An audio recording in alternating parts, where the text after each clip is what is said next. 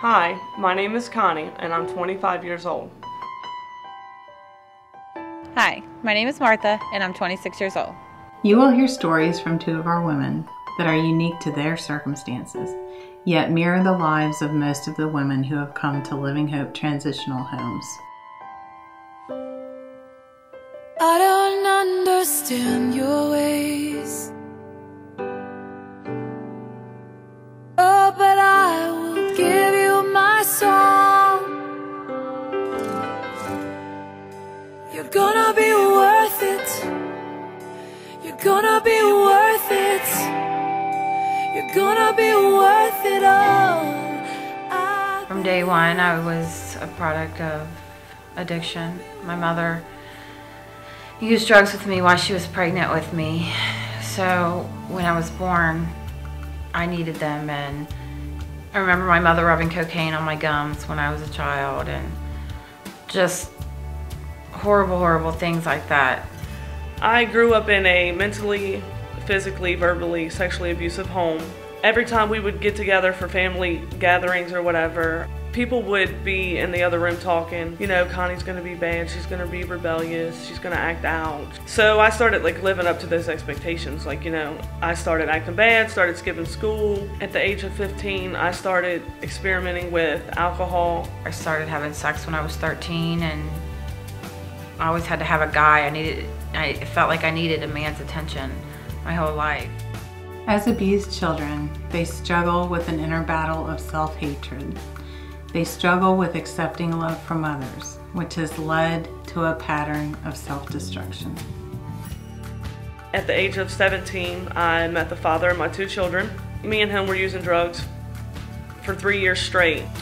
The drug use got so bad, after I had Brendan, we had so many apartments that we lost due to drug use. By the time I was 16, I just got married to get out of the house.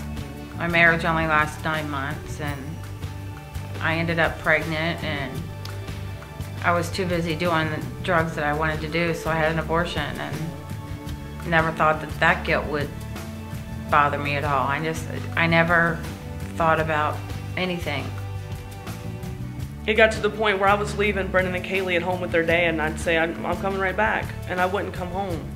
I've seen my friends die of overdoses, and I've seen women get beat to death downtown because they owed somebody some money, or they got in the wrong car to go have sex for money and was raped and killed. I got put on probation. Brendan and Kaylee were there throughout this whole time of the drug use. 2-for-1 Kids was in and out of my home ever since Brendan was born. And they said that there was reported neglect and drug use in the home. And they said, if we drug tested you, would you come up positive? And I was just ready to surrender. I was ready to give up. I was tired of living like that. I was tired of taking my kids through that life. When I realized the pain wasn't numbing, and I couldn't numb it anymore, I hit my knees right in the middle of the street downtown, right in front of Finley Market, and I asked God to help me.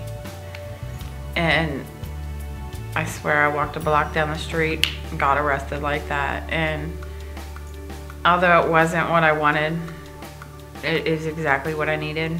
I lost everything that day. My kids got taken from me. Dave went to jail. I lost my apartment the next day. It was just like all this hit me at once.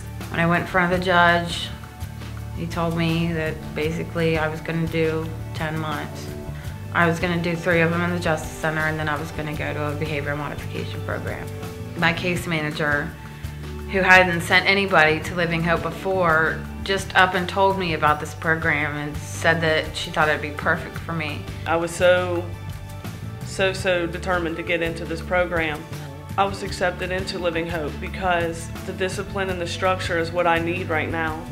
We give the women and children a place to heal from abuse, a place to become all that God created them to be, a place to learn new life skills and ways of coping that will benefit them the rest of their lives. I started going back to school. I'm in beauty school now. I only have a month left to finish. And when I get out, I have a great career opportunity. As children, they learn they can't trust anyone. Living Hope gives them a place to learn to trust again. I've been through the program at Living Hope, and now I work there. When the women come in, I see all the potential that they have, and what we really want is for them to live up to that potential.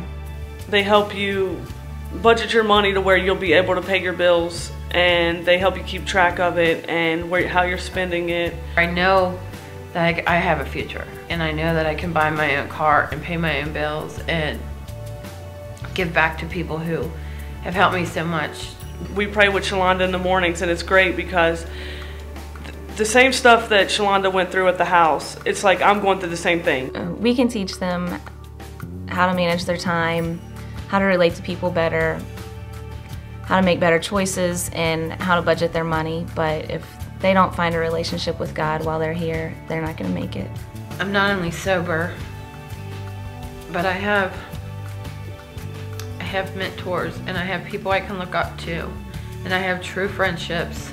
They tell you the truth, even at times when I don't want to hear it. And thanks to Living Hope, I have a safe place to live.